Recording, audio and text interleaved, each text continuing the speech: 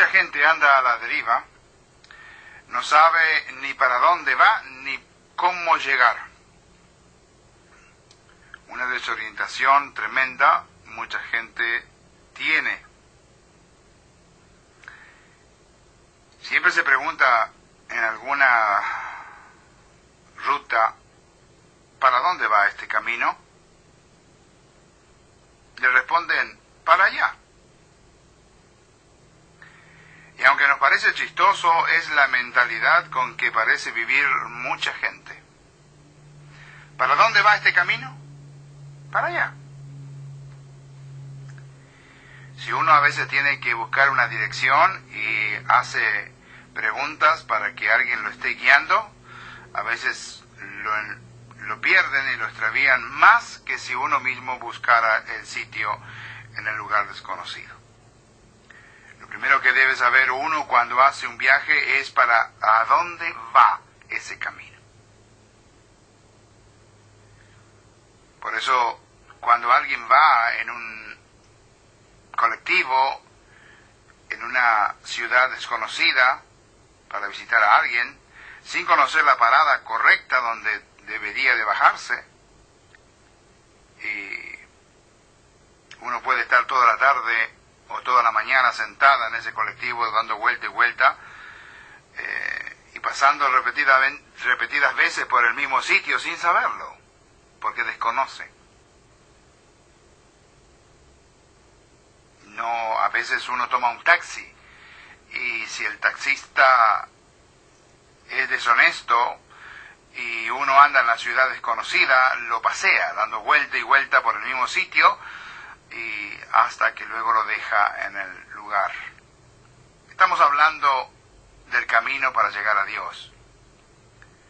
El camino para llegar a Dios no es como la pregunta, ¿para dónde va? Para allá. No es como cuando dicen algunos que el camino a Dios son como los dedos de la mano, y que los 5 son distintos, pero al cerrarlas todos llegan al centro. Que no importa por cuál camino va uno, con tal de que crea, total todos van para allá. El texto que voy a citar en este momento se encuentra en Juan 14, versículo 1, dice, no se turbe vuestro corazón, creéis en Dios, creed también en mí. En la casa de mi Padre muchas moradas hay, si así no fuera yo lo hubiera dicho, voy pues a preparar lugar para vosotros. Y si me fuere y os preparare lugar, vendré otra vez, y os tomaré a mí mismo para que donde yo estoy, vosotros también estéis. Y sabéis a dónde voy, y sabéis el camino. Le dijo Tomás, Señor, no sabemos a dónde vas, ¿cómo pues podemos saber el camino? Jesús le dijo, yo soy el camino, y la verdad, y la vida, nadie viene al Padre, sino por mí. Por eso, este tema es de suma importancia. Cuando uno va a un sitio, uno requiere tener el conocimiento, tener el mapa que lo puede ayudar en el momento de haberse perdido del sitio original donde uno debe de llegar. Por eso muchas veces uno va a cierto lugar y hay un obstáculo. A mí me ha pasado, por ejemplo, a llegar aquí a la estación de radio, viniendo con el remis, me encuentro con que la calle está bloqueada porque no dejan pasar por causa de la construcción, del asfalto, etcétera, etcétera, y uno no puede llegar al destino, aun cuando uno conoce el lugar. El obstáculo en el camino al cielo es el pecado del hombre. El pecado del hombre obstaculiza el camino al cielo. Y por eso es de que desde la tierra misma, desde el origen humano mismo, es imposible llegar a Dios. Hay un texto aquí en el libro del profeta Isaías, que en el capítulo 59 de este libro dice estas palabras que leo para usted, amado oyente. He aquí que no se ha acortado la mano de Jehová para salvar, ni se ha agravado su oído para oír, pero vuestras iniquidades han hecho división entre vosotros y vuestro Dios, y vuestros pecados han hecho ocultar de vosotros su rostro para no oír. Este era el problema que tenía el pueblo de Israel. El pecado del pueblo había hecho que Dios no escuchara las oraciones de ellos. Las iniquidades habían dividido entre Dios y ellos. Los pecados habían hecho ocultar el rostro de Dios para que no les escuchara en el momento de la plegaria.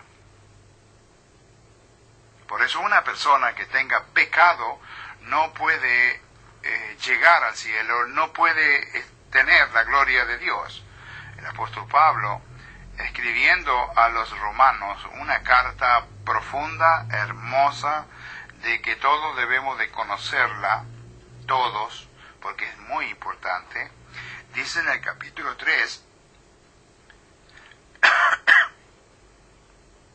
versículo 23, por cuanto todos pecaron y están destituidos de la gloria de Dios. Aquí está. Todos hemos pecado y todos estamos destituidos de la gloria de Dios. Entonces, no hay persona que pueda ser excluida de esto. Necesitamos entonces la orientación para llegar, porque la ira de Dios se revela desde el cielo contra toda impiedad e injusticia de los hombres que detienen con injusticia la verdad. Ahí está el punto en el cual el apóstol Pablo dice que la injusticia de los hombres va en contra de la verdad. Por eso el apóstol Pablo nos está hablando en este punto tan importante. Nadie tiene, preferencia, nadie tiene aquí, la salvación no es por rango, no es por clase, no es por situación económica. En el libro de Romanos, en el capítulo 3, versículo 9, también Pablo dice, ¿qué pues? ¿Somos nosotros mejores que ellos? En ninguna manera. Pues ya hemos acusado a judíos y a gentiles que todos están bajo pecado.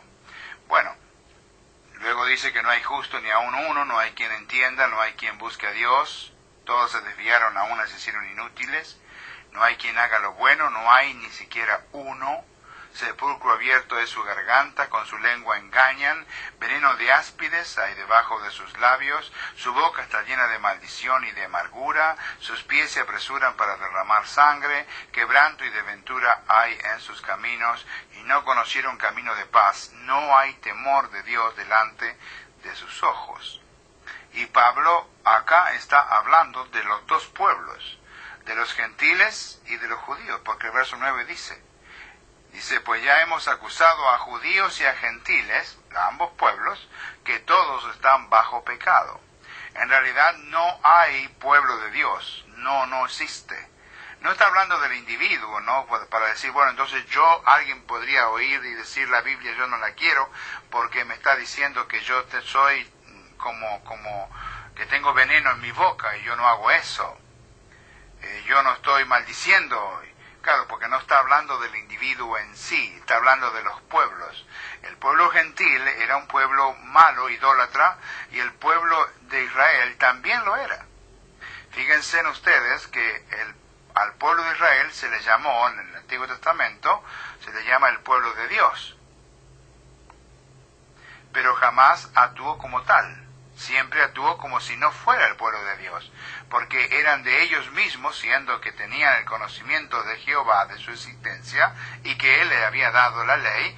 Ellos tuvieron muchos problemas, y la mayor parte de esos problemas tenían que ver con la incredulidad, con la idolatría, que el pueblo, habiendo estado en la esclavitud en Egipto 400 años, había aprendido muy bien las prácticas idólatras, paganas, y les costó muchísimo desprenderse de ellas.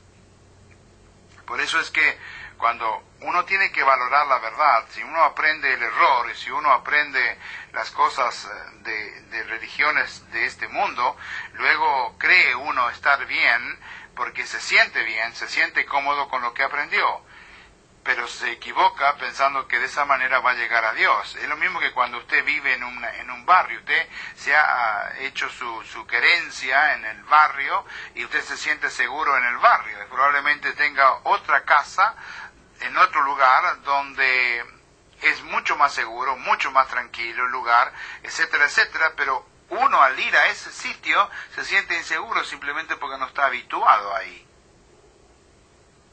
Y a veces pasa lo mismo con las religiones. Como uno ha aprendido esto desde niño, entonces luego que venga alguien y se lo venga a querer cambiar, entonces produce dentro de la persona una situación de rechazo, porque se siente incómodo porque lo quiere llevar a un sitio donde no está acostumbrado a ir. Pero es importante que uno lo analice, porque si no lo hace, pues entonces no va a poder obtener la salvación. Por eso es que acá cuando habla en Romanos 3, no está hablando del individuo en sí, sino está hablando de los pueblos. No hay nación de Dios hoy día. No existe nación con bandera y territorio que sea de Dios. Hoy lo que el pueblo de Dios es la iglesia de Cristo, la cual Él compró con su preciosa sangre. Muchos piensan servir a Dios de determinada manera o en determinada religión porque les gusta. Y es lo que estoy diciendo. El servicio a Dios no es al gusto del cliente, no tiene nada que ver con el gusto de que uno tenga, la predilección que uno tenga. No es el estilo de ir a tomar un café donde uno escoge lo que más le gusta. La religión no es así. Algunas personas creen que pueden hacerlo. Y siempre, como suelo enseñar, es que es el caso de Caín y de Abel. Caín y Abel, los dos recibieron de parte de Dios las instrucciones de lo que debían de hacer. Sin embargo, Caín fue y cambió. Él hizo lo que a él le gustaba, le llevó a Dios lo que a él le parecía que estaba bien. Y cuando Dios viene, no ve con agrado la ofrenda de Caín. Y Caín se enoja. Y por eso luego va a justificar su acción frente a su hermano Abel, y entre una palabra y la otra, pues entonces procedió a matarlo. Y se convirtió en el primer homicida. Pero ahí está, usted tiene que estar en uno o en el otro, sin ninguna duda, yo también. O sea, tenemos una descripción que nos describimos nosotros, nos asociamos o con Abel por oír la palabra de Dios y hacer lo que Dios dice, o con Caín, que oímos la Biblia, pero luego nosotros vamos a determinar, vamos a juzgar qué cosa le vamos a dar a Dios, cuándo, cómo y dónde, según nuestro parecer. Bueno, Caín hizo eso. Entonces, acá en las escrituras en el Antiguo Testamento, en el capítulo 14 del libro a los Proverbios, encuentro yo unas palabras que quiero leer a ustedes. Proverbio 14, y buscando el versículo número 12, dice: hay caminos que al hombre le parecen en derecho, pero su fin es camino de muerte. Bueno, acá esto tiene una aplicación muy grande. Hay caminos que al hombre le parecen derecho. O sea, usted tiene una manera de vivir, de pensar que para usted es bueno. Para usted es derecho. ¿Sí? Sí. Entonces, hay caminos que al hombre le parecen derecho. Bueno, hay gente que come. Y come lo que encuentra. Y luego usted le dice, mire, eso no. Y la persona lo sigue haciendo. La gente que fuma, la gente que bebe. Y dice que hay caminos que al hombre, camino acá se está refiriendo a manera de vivir, de andar. Hay caminos que al hombre le parecen derecho, pero su fin es camino de muerte. El resultado final, el resultado que logra esa manera de vivir es muerte. Entonces cualquier persona con inteligencia va a pensar, a examinar su caminar, su vivir, por si está bien, si está de acuerdo con lo que Dios quiere, porque nadie quiere llevarse esta sorpresa de que al final uno vive toda una vida de una determinada manera y al último le dicen que no nos sirve. En el libro de Isaías, en el capítulo 55 del Antiguo Testamento, estoy hablando, los versículos 8 y 9 dice: porque mis pensamientos no son vuestros pensamientos, ni vuestros caminos mis caminos, dijo Jehová. Como son más altos los cielos que la tierra, así son mis caminos más altos que vuestros caminos y mis pensamientos más que vuestros pensamientos. ¿De qué está hablando? Bueno, está hablando de nosotros, de usted, de mí. No podemos pensar que lo que nosotros pensamos es lo correcto. Acá lo dice claro el profeta, y se lo dijo al pueblo de Israel, que tenía esa conducta de creerse que lo que ellos pensaban, pues así debía ser Dios, y Dios debía de aceptarlo. Dice: mis pensamientos no son vuestros pensamientos, ni vuestros caminos mis caminos. Ahí está. Usted piensa de una determinada manera, Dios no piensa así. Y esto es muy importante. Cuando uno lee la Biblia se da cuenta de que Dios es Dios y Dios no va a actuar de acuerdo a lo que nosotros pensamos que va a actuar. Esto es igual cuando hablamos de la oración. La gente cree que le va a pedir a Dios lo que quiera y que Dios lo va a hacer porque se lo está pidiendo esta persona. Y no, Dios hará lo que es su voluntad. Ni Cristo mismo, cuando le oró al Padre, le dijo: si quiere pasa de mí esta copa, mas no se haga mi voluntad, sino la tuya. Entonces, acá cuando hablamos de mis pensamientos, no son vuestros pensamientos, ni vuestros caminos mis caminos, dijo Jehová, como son, y pone el profeta acá el ejemplo, dice: como son más altos los cielos que la tierra, así son mis caminos más altos que vuestros pensamientos y vuestros caminos. Por eso es que debemos de tener una actitud que nos lleve a escudriñar la palabra bendita de nuestro buen Dios. Es muy importante. Pablo ya en el Nuevo Testamento nos habla acá en primera a los Corintios, en el capítulo 1, el versículo número 20 dice: ¿dónde está el sabio? ¿Dónde está el escriba? ¿Dónde está el disputador de este siglo? ¿No ha enloquecido Dios la sabiduría del mundo? Pues ya que en la sabiduría de Dios el mundo no conoció a Dios mediante la sabiduría, agradó a Dios salvar a los creyentes por la locura de la predicación. Ahí está hablando el apóstol Pablo. Y la locura para el hombre. El hombre cree que estas cosas son inútiles, que estas cosas son de locos, pero Dios no. Por eso el hombre necesita obedecer. Por eso podemos usar muchas ilustraciones de la gente cuando la gente cree que merece cosas y que la gente cree que lo va a recibir. Algunos piensan que se pueden salvar por ser buen padre, buena madre, buen trabajador, muy honesto, por no beber, por no robar, por no mentir, etc. Pero la Biblia enseña que uno se va a salvar por la obediencia a la palabra de Dios. Y uno en realidad no tiene mérito por ser buen padre.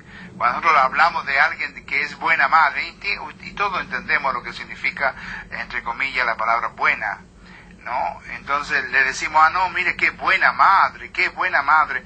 En realidad, una madre no hay calificativo para buena, es madre o no lo es. Es padre y no lo es. ¿Por qué le ponemos el adjetivo de bueno o de malo? Mala madre, mal padre, o buen padre, o buena madre. Es madre. Y por eso es que, por ejemplo, si el presidente de la nación hace cosas buenas, no podemos decir es buen presidente.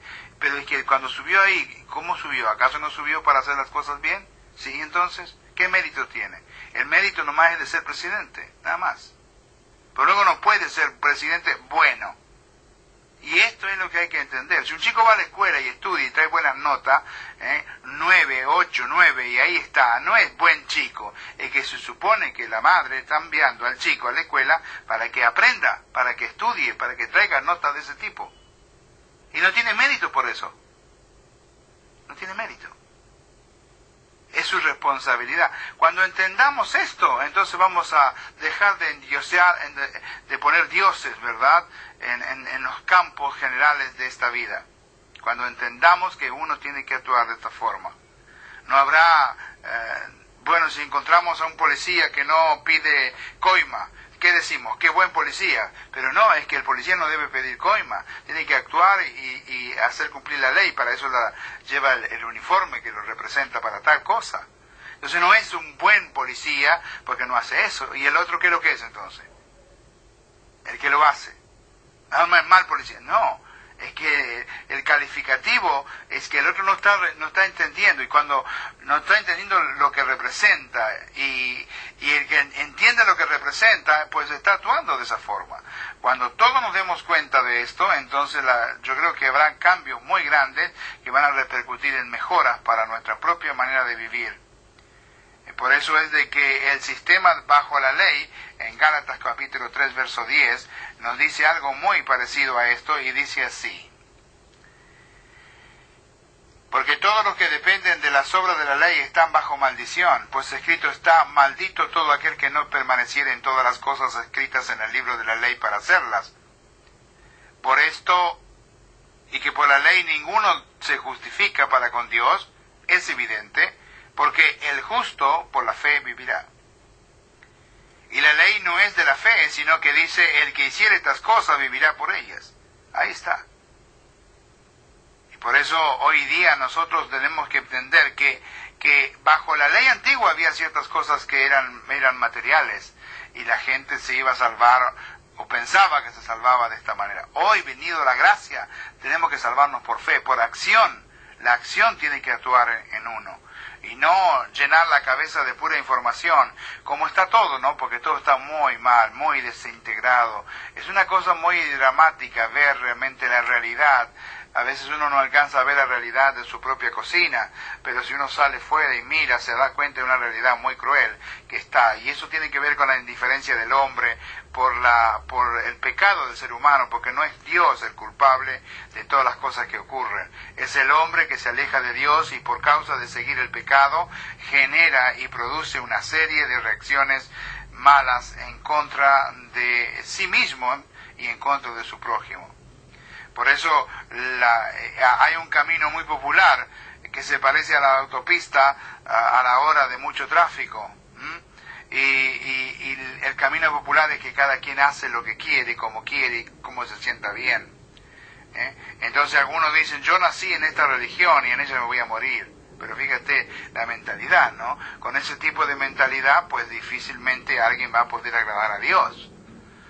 Porque si uno no ha sabido, y si uno ha tenido, los padres de uno, nuestra madre, nuestro padre, no tenía el conocimiento de la verdad, y los pobrecitos vivieron y murieron bajo una ignorancia de lo que es la voluntad de Dios. ¿Por qué motivo yo hoy, que tengo acceso al conocimiento y tengo acceso al conocer la verdad, me resisto de aceptarla y quiero morir en la misma religión de la ignorancia de mis propios progenitores?